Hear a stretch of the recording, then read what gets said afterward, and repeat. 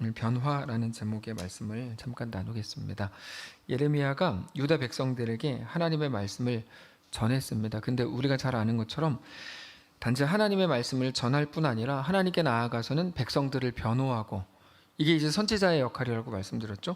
또 백성들을 용서해 주시기를 간구했습니다. 그리고 이제 반대로 백성들에 대해서는 하나님의 말씀을 전하면서 하나님께서 이제 이런 게 요구하시니까 우리 이렇게 해야 된다, 돌이켜야 된다, 계속 그렇게 말했습니다. 근데 예레미야가 그렇게 말씀을 전할 때마다 백성들이 느끼기에 너무 꼴보기 싫은 거야. 너무 꼴보기 싫은 거야. 하나님의 말씀이 우리 속에 들릴 때 우리는 자주 듣기 싫을 때가 되게 많으실 겁니다. 부담스럽고, 당장 예를 들어서 오후 예배 후에 이제 전도 여행팀 본당에서 모입니다. 모여주세요. 라고 하면서 그 진짜 모입니다. 근데 그렇게 하면서 같이 좀 참여할 수 있는 분 참여하시고, 참여 못 하시는 분들은 후원금이라도 내세요. 라는 그 말이 되게 불편하게 들리셨죠. 불편하게 들리셨을 수도 있어요. 그런 거죠. 그러니까 우리가 하나님께서 우리에게 무언가를 이제 요구하시고, 예를 들면 내가 누구랑 싸웠다. 근데 하나님 나에게 자꾸 마음을 주세요. 야, 네가 먼저 손을 내밀어. 예를 들면, 그러면은 안 그래도 부담스러운데 마침 설교 시간에 그게 많이 성포가 돼요. 먼저 손을 내미십시오. 그러면 꼴 보기 싫다고요. 그게 뭐 쥐는 그렇게 하나? 뭐 이런 식으로 저를 쳐다보시는 거죠. 예. 근데 이스라엘 백성들이 정확히 그랬습니다. 하나님의 말씀을 전한 예레미야가 너무 꼴 보기 싫었습니다. 그래서 나중에 어떻게 하냐면 애굽으로 예레미야를 끌고 가서 잔인하게 죽입니다. 이사야도 뭐 죽이고 예레미야도 죽이고 막 다 죽입니다. 오늘 본문을 보면 백성들이 하나님의 말씀을 전하는 예레미야를 얼마나 싫어했는지가 잘 나옵니다. 18절을 보면 이렇게 돼 있어요. 그들이 말하기를, 오라 우리가 꾀를 내어 예레미야를 치자. 제사장에게서 율법이, 지혜로운 자에게서 어차피 책략이, 선지자에게서는 늘 말씀이 끊어지지 않을 것이니 오라 우리가 혀로 그를 치고 예레미야 그의 어떤 말에도 주의하지 말자 하나이다. 이게 이제 백성들이 했던 이야기입니다. 백성들 중에 예레미야에 대해서 그렇게 말하는 사람들이 사실 아주 많았죠. 어차피 예레미야 죽여도 율법은 제사장한테 배우면 되는 거 아니냐? 책략은 지혜로운 사람한테 배우면 되고, 하나님의 말씀은 다른 선지자들을 통해서 우리에게 전해질 거다. 어차피 하나님 우리한테 말씀하실 거면. 그러니까 예레미야의 말을 무시하자, 이런 백성들이 많았습니다. 갑자기 저에게도 그런 생각을 할까 봐 걱정이 되는데, 예레미야는 그 말을 듣는 순간 마음이 확 무너졌어요.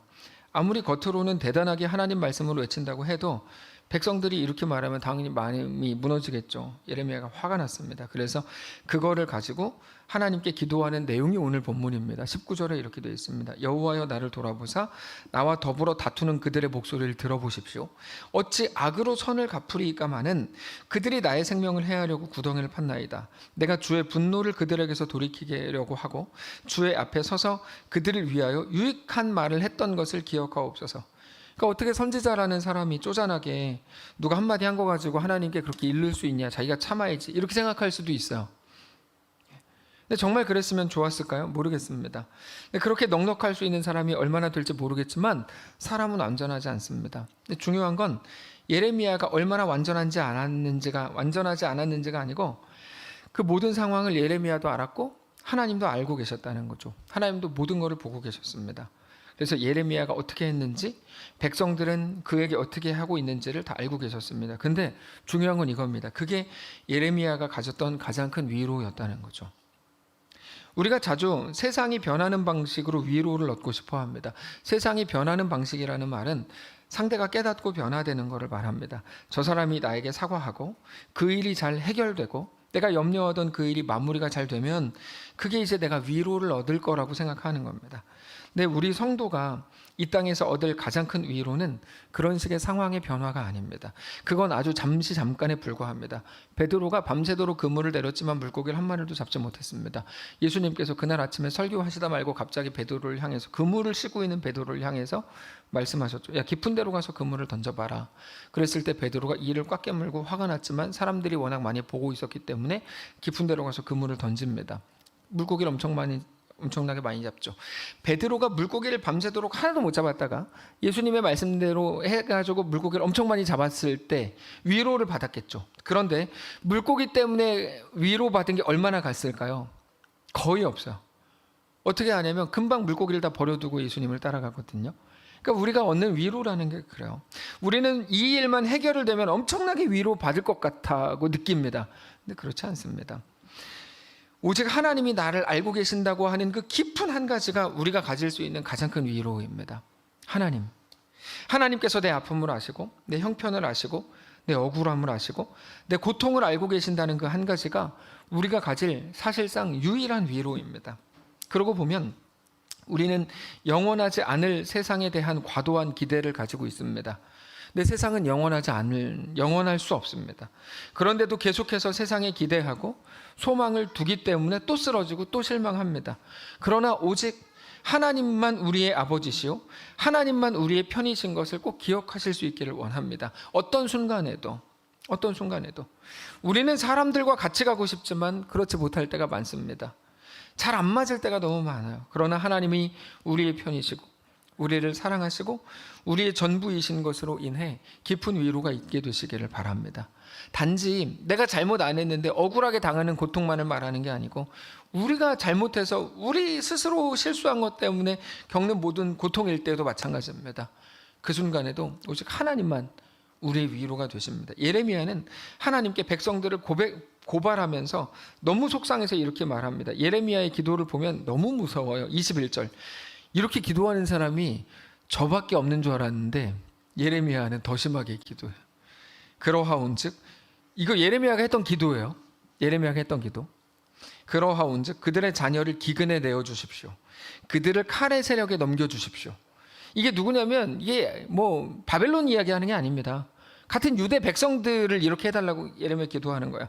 그들의 아내들은 자녀를 잃게 해주셔서 과부가 되게 해주시고, 그 장정은 죽임을 당하게 해주시고, 그 청년은 전장에서 칼을 맞게 해주시고, 갑자기 군대로 주께서 그들에게 이르게 하사 그들의 집에서 부르짖음이 들리게 하옵소서.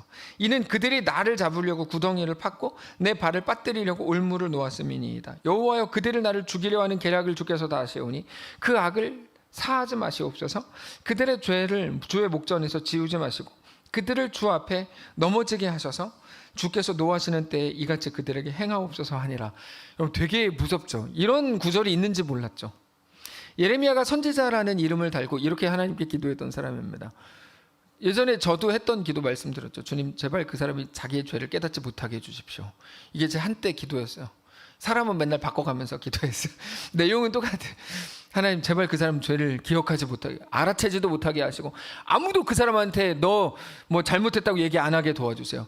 그 사람을 그러면 회개할까 봐 제가 두렵습니다. 회개 못하게 해주시고 자기의 죄를 고스란히 다 받게 해주세요. 이게 제 기도였거든요. 근데 지금은 그렇게 기도 안 해요. 지금은 가끔 하나? 안 해. 근데 여기 예레미야는 그 정도 수준이 아니에요. 엄청나게 막 이렇게 기도해. 예레미야 무섭죠. 우리가 이 말씀을 보면서 무슨 선지자가 저렇게 자기 감정도 못 이기고 하나님께 나아가서 백성들에게 대해 못된 말을 하고 저주하냐 생각할 수 있지만, 이게 그냥 그저 속상해서 순간적인 감정을 못 이겨서 이렇게 말한 게 아닙니다. 이게 중요한데요. 예레미야의 말을 잘 보시면 하나님의 말씀에 대해서 거부하고 우습게 보는 사람들의 변하지 않을 결말이라는 걸 우리가 알 수 있습니다. 이거 예레미야가 말한 거지만 사실은 하나님 말씀 자체를 거부하고 우습게 보는 사람들의 결론이 이런 겁니다. 결론이. 이거는 예레미야의 기도 이전에 하나님의 말씀을 거부하는 사람들에 대한 마땅한 결말입니다. 그래서 무섭죠.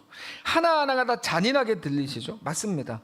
근데 가만히 보면 이 모든 것들은 어떤 거냐면 하나하나가 다 죽음의 방법들이에요. 자, 여기서 죽음의 방법이라고 하는 순간 뭔가 한 게 딱 스쳐 지나가죠. 죄의 삭은 사망이죠. 로마서 6장 23절인가요? 죄의 삭은 사망입니다. 오늘 본문에서 예레미야가 기도한 그 내용은 결국 여러 가지 잔인한 것처럼 들리시지만 죄의 삭신 사망의 한 가지 방법일 뿐입니다. 어떻게 보면 너무 평범한 거야.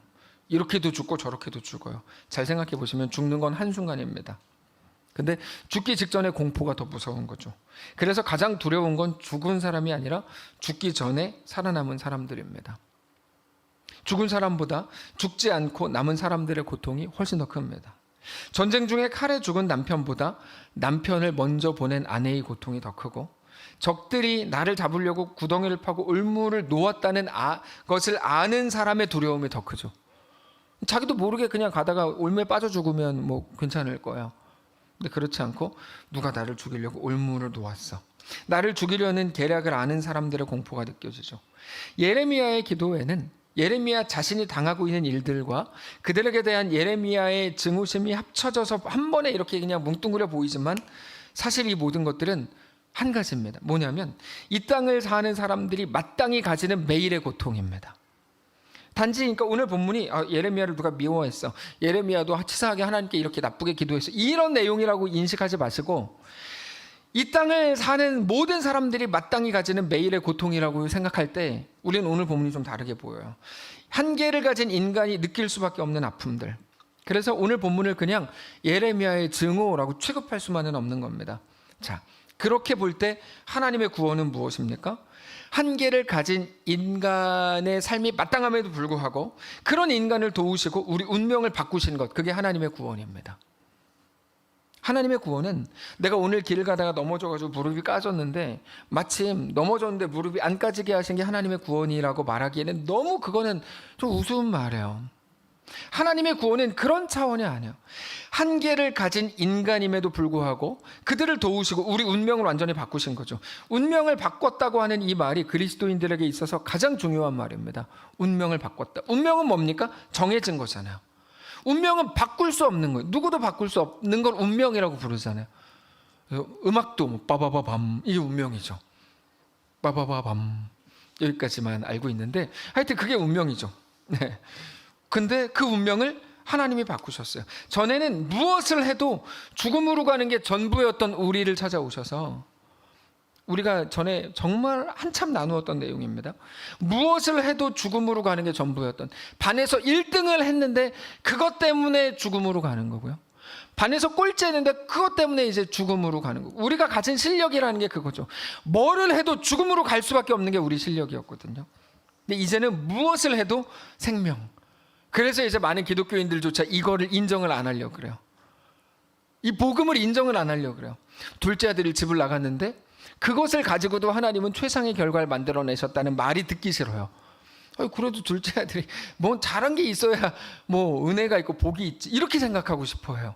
그러니까 성경에 나오는 것들을 반만 이렇게 뭐 하고 싶어 하는 거예요. 근데 성경에는 그런 내용이 아니고 하나님이 얼마나 크신 분인지, 둘째 아들을 집 나갔는데 그거를 가지고도 몇 개 더 이야기해 볼까요? 가인이 아벨을 죽였습니다. 그러므로 그는 은혜를 얻는 자가 되잖아요. 이 말이 됩니까 이게? 그래서 가인이 막 죽을 것 같은 위기에 처하니까 하나님 앞에 나 뭐예요? 사람 나 죽일 것 같이 두려워요. 그때 하나님께서 표를 주시잖아요. 야, 가인을 위해선 뭐, 그 가인을 죽이는 자에게 뭐 77번 이렇게 막 말씀하시잖아요. 그러니까 이런 거에 대해서 우리는 이해할 머리가, 죄송합니다. 이해할 마음이, 이해할 수가 없는 거예요. 우리가 가진 개념이랑 완전히 다르니까. 기독교는 뭐냐 도대체, 이런 말 나오는 거죠. 여러분, 기독교는 뭡니까? 기독교는 뭐죠? 죄인인 나를 위해 예수 그리스도, 하나님의 아들이신 예수 그리스도가 이 땅에 오셔서 나를 위해 죽어주신 거, 그렇게 나를 구원하신 거, 근데 나를 구원하시기로 기뻐하신 거, 설명할 길이 없어요. 설명할 길이 없어요. 기독교 막 설명을 막 이렇게 저렇게 막 하죠. 사람들이 논리적으로 막 그럴듯하게. 설명이 안 되는데요. 하나님이라는 그 하나님 딱 나오는 순간 저 어떤 설명도 안 돼요. 하나님 너무 크신 분이세요. 이런 말밖에 할 수 있는 게 없는 것 같아요. 복음이라는 게 그래서 너무 놀라운 거죠. 이제까지 내가 뭐를 해도 내가 만들어낸, 그게 사울입니다. 사울. 내가 만들어낸 모든 건, 내가 공부한 거, 내가 가진 지식, 내가 가진 재력, 이것 때문에 오히려 예수 죽이는 자리에 섰었는데 예수 만난 이후로 어떻게 됩니까? 자기가 가진 모든 못남을 통해서도 예수 그리스도만 막 돋보이니까 바울이 깜짝 놀란 거야. 도대체 내가 사도가 된 건 뭐냐? 오전에 말씀드렸지만 야, 이거 진짜 말이 안 되는 거다. 그러면서 바울이 내린 결론, 내가 죄인 중에 괴수인데 나를 구원하신 건 이런 사람도 구원을 받았다는 걸 보여주시려는 거구나, 이거밖에 없는 거구나 라고 바울이 고백을 하죠. 여러분, 기독교는 정말 그렇게 볼 때 너무 놀라운 거예요. 우리 김혜삼 집사님께서 이름을 불러주는 게 좋다, 예배 때 조는 걸 그냥 놔두지 말고 이름을 불러주는 게 좋다. 자, 그래서 제가 김혜삼 집사님 이름만 부르겠어요. 김회삼. 자, 그런데 자, 여러분, 그렇습니다. 잘 보세요. 아닌가? 김 이사님 좀 주무셨다는 게 아니에요. 조신 거지. 그러니까 주무신 게 아니고 조신 거예요. 자, 근데 이제 중요한 건 이겁니다. 중요한 건 게 아니고 이겁니다. 우리가 제가 사실 지난번에 그 얘기를 들어가지고 이름을 불러주면 좋다. 예. 근데 하여튼 중요한 건 이겁니다.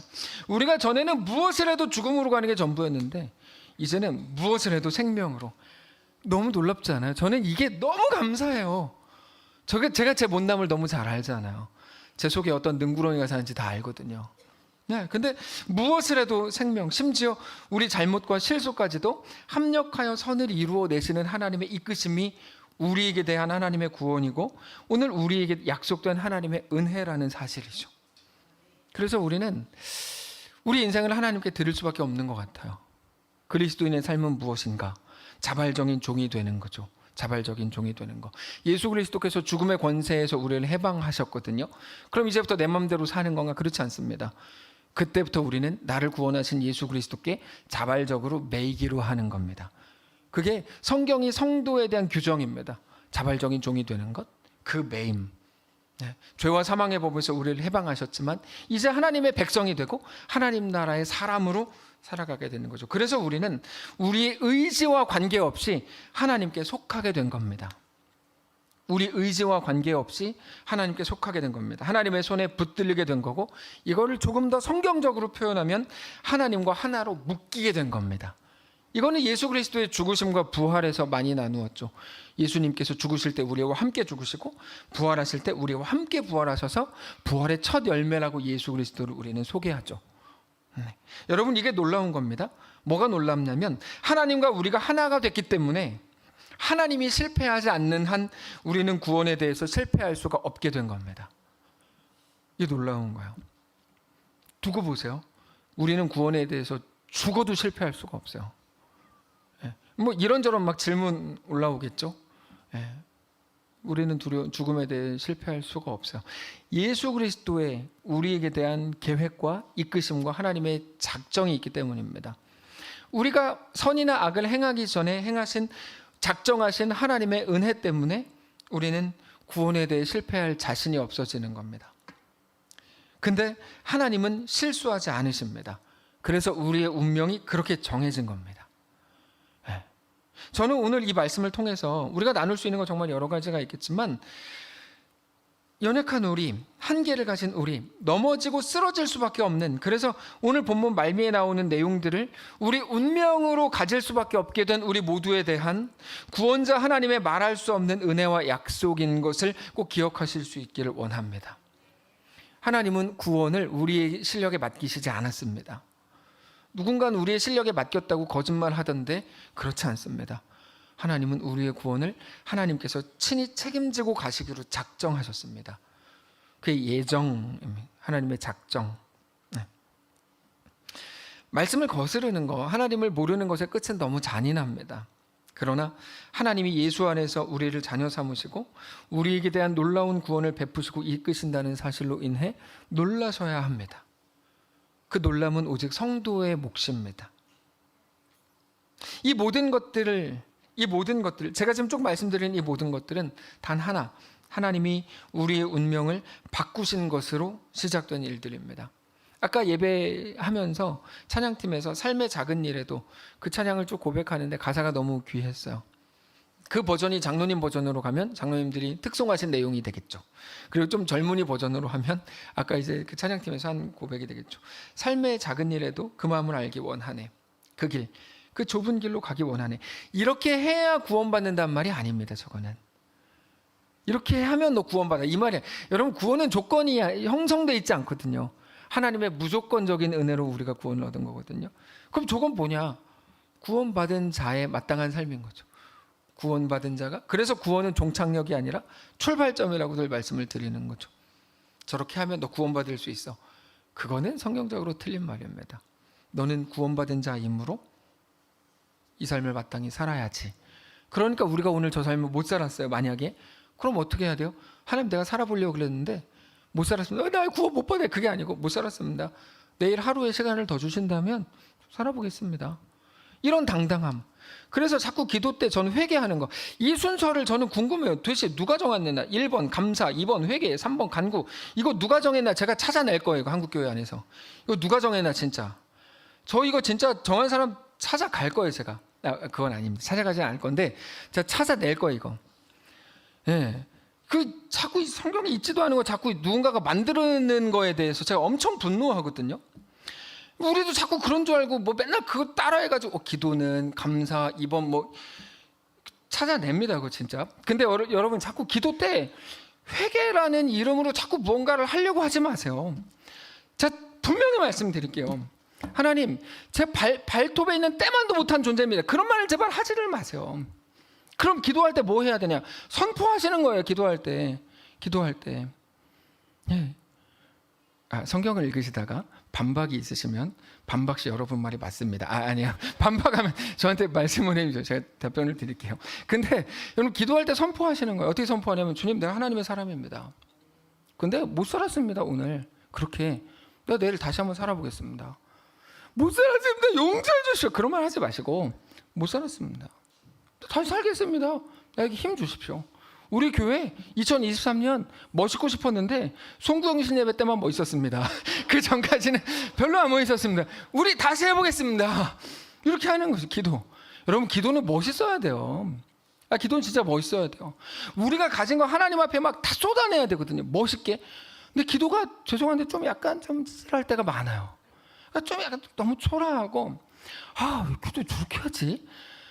도대체 누가 가르쳐 준 거지? 저 순서를 도대체. 시편 몇 편에 나오는 거야? 시편 막 이렇게 된다니까요. 그게 아니라 기도가 어떻게 더 말씀을 드려야 되지? 네. 그래서 여러분 얼마나 그 가사가 멋있어요. 좁은 길로 가기 원하네. 나의 자금을 알고 그분의 크심을 알며 소망 그 깊은 길로 가기 원하네. 우리가 이 고백을 할 수 있는 유일한 이유는 무엇입니까? 내가 그리스도인 되었기 때문이에요. 그리스도인 내가 되었기 때문에. 내가 저렇게 해야 구원받는 거 아닙니다. 내가 그리스도인 됐기 때문에. 주님, 내 존재가 무엇인지를 압니다. 이제는 못 살죠. 당연히 우리는 부족하니까. 안 살죠는 아니고 못 살죠. 다만 내가 누구인지 알고 오늘 한 걸음이라도 가볼 작정입니다. 도와주십시오. 사업하시는 분들 많고 직장 다니시는 분들 많고 소형들 많고 그때마다 다짐하시는 거죠. 내가 누군지 압니다. 여러분 이게 순서예요. 내가 누군지 압니다. 하나님이 내 아버지이신 것도 압니다. 내가 주의 사람으로 살아볼 작정입니다. 나에게 힘을 주십시오. 성령을 부어주십시오. 두렵지 않게 해주십시오. 내가 살아있게 해주십시오. 죽은 자처럼 두려워 벌벌 떨지 않게 해주십시오. 살아서 그리스도가 누군지 내가 얻은 구원이 무엇인지 내 삶으로 살아가고 걸어갈 수 있도록 나에게 힘을 주십시오. 여러분 이게 기도예요. 네. 주님 용서해 주십시오. 좀 그냥 메모장에만 쓰세요. 용서해 주십시오. 이렇게. 네. 회개는 뭐라고 말씀드렸습니까? 용서해 주십시오가 아니라고 말씀드렸잖아요. 회개는 뭡니까 그러면? 내가 소망 삼았던 게 이거였습니다. 사업의 잘됨, 관계의 개선, 자녀의 이렇게 정신 차림, 남편의 돌아옴, 남편만 돌아온대, 아내의 돌아옴, 이런 게 이제 거기에 소망을 두는 것, 그게 우리가 떨어진 지점이고, 그리고 거기에서 돌이키는 것, 어디로 돌이킵니까? 하나님이 소망입니다. 하나님이 전부입니다. 하나님이 왕입니다. 그거를 성경에서 회개라고 불러요. 예. 그러니까 제가 이제 시간 자꾸 가니까 죄송한데 자꾸 좀 분노가 올라오는 거예요. 왜 기독교 신앙이 아닌 게 자꾸 이렇게 기독교처럼 이렇게 된 거에 대해서 분노하는 거예요. 하여튼 그렇습니다. 그러므로 사랑하는 성도 여러분, 오늘 섬김이 헌신 예배 매우 소중한 날이겠는데 이번 한 해 하나님을 섬기는 그 일에 대해서 어떻게 하셔야 되냐면 내가 누군지 알고 나는 성도입니다. 주의 자녀입니다. 하나님이 내 아버지시죠. 그 믿음으로 내가 오늘 한 걸음 가보겠습니다. 이렇게 매 순간을 한 걸음씩 가는 그렇게 진정한 성도로 세워지게 되는 놀라운 주의 백성들 되시기를 주님 이름으로 축복합니다. 찬양합시다. 삶의 작은 일에도 그 마음을 알기 원하네. 그 좁은 길로 가기 원해. 고백합시다.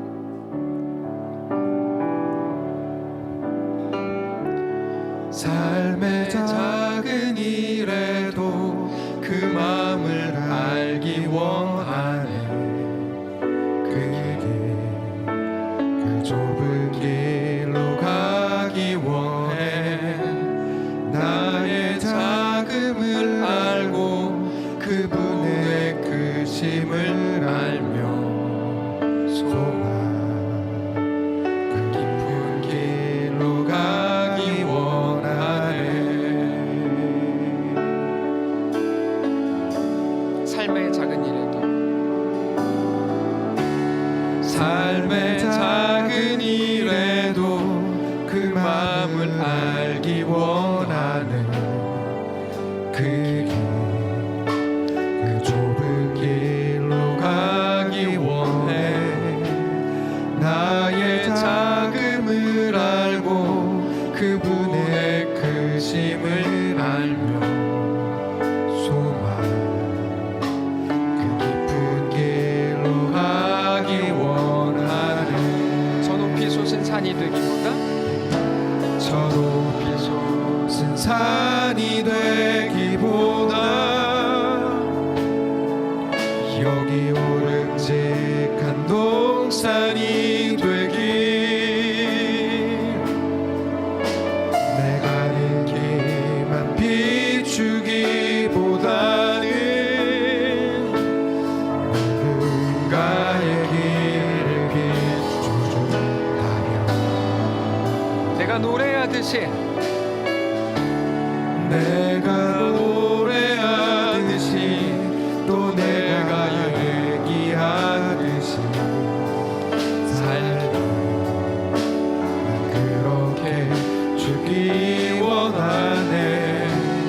삶의 한 절이라도 그분을 닮기 원하는 사랑 그 높은 길로 가기 후렴 다시 한번 합시다. 저 높은 산이 되기보다 저 높이 솟은 산이 되기보다 여기 오름직한 동산이 되길. 내 가는 길을 비추기보다는 누군가의 길을 비춰준다면 내가 노래하듯이 내가 노래하듯이 또 내가 얘기하듯이 살기 난 그렇게 죽기 원하네. 삶의 한 절이라도 그분을 닮기 원하는 사랑 그 높은 길로 가기 원하네. 내가 노래하듯이 또 얘기하듯이 내가 노래하듯이 또 내가 얘기하듯이 그렇게 살 수만 있다면 살기 나 그렇게 죽기 원하네. 삶의 한 절이라도 그분을 닮기 원하는 사랑 그 좁은 길로 그 좁은 길로 가기 원하네. 그 깊은 길로 길로 가기 원하네. 그 높은 길로 가기 원하는 그 높은 길로 가기 원하네. 하나님, 우리가 어떻게 구원 얻었는지를 깨닫게 하옵소서. 예수 그리스도의 죽으심, 성령의 깨닫게 하심, 하나님의 놀라운 계획과 작정, 이거 빼면 아무것도 없는 건데 우리는 그 외의 것들을 구하고 그 외의 것들을 갖고 싶어 했고 그 외의 것들이 있어야 그거를 은혜라고 말했는지도 모릅니다. 하나님이 누구신지, 나를 위해 죽으신 예수가 누군지, 예수의 길, 예수의 삶은 무엇인지, 성령의 내 가운데 임재하셔서 깨닫게 하시고 나를 이끌어 가시는 건 또 무엇인지 깊이 묵상하는 이번 한 주가 되기를 원합니다. 그 묵상 가운데 우리의 섬김이 있게 하시고 우리의 사역이 있게 하옵소서. 그냥 내가 일 열심히 해가지고 그냥 이거 이루어내고, 아니요, 모든 것들을 통해 하나님의 마음을 깨닫게 하시고 모든 것들을 통해 하나님을 기뻐하게 하시고 하나님을 깊이 감격하는 귀한 우리의 생각과 또 우리의 한 해이 사역이 되도록 축복하시옵소서. 우리 각자 자리, 각자 직분을 맡기셨으니 감사합니다. 내가 능력도 없고 실력도 없는데 그럼에도 나를 쓰시는 것은 하나님의 완전하심을 우리 모두에게 보이기 위함이겠죠. 하나님, 그렇게 보면 우리를 잘 선택하셨고 우리를 잘 부르셨습니다. 감사합니다. 난 연약한 자입니다. 나를 통해 하나님이 그렇게 더 드러나기를 원하고 하나님 홀로, 내가 아닌 하나님 홀로 영광 받으시기를 원합니다. 우리의 삶을 그렇게 주장하시고 그렇게 붙들어 주옵소서. 하나님께 자기 인생을 맡긴 자들 가운데 다만 하나님 그들의 인생을 돌보시고 우리의 실력을 넘어선 하나님의 은혜로 가득 채워지게 하시옵소서. 감사드리며 살아계신 우리 주 예수 그리스도의 이름으로 기도합니다. 아멘. 이제는 우리 구주 예수 그리스도의 은혜와 하나님 아버지의 다함없는 사랑과 성령의 교통인도 역사비로 함께 하심의 은사가 이 시간 주를 바라보며 예수 안에 허락된 그 길을 믿음으로 걷기를 소원하는 사랑하는 모든 성도들 머리머리 위에, 그들의 가정 위에, 그들의 인생 위에, 그들의 사업장과 그들의 직장 위에, 그들의 자녀들 위에, 그들의 가정, 사랑하는 이 교회 위에, 우리 모두의 2024년 위에 이제로부터 영원까지 함께 계실지어다. 아멘.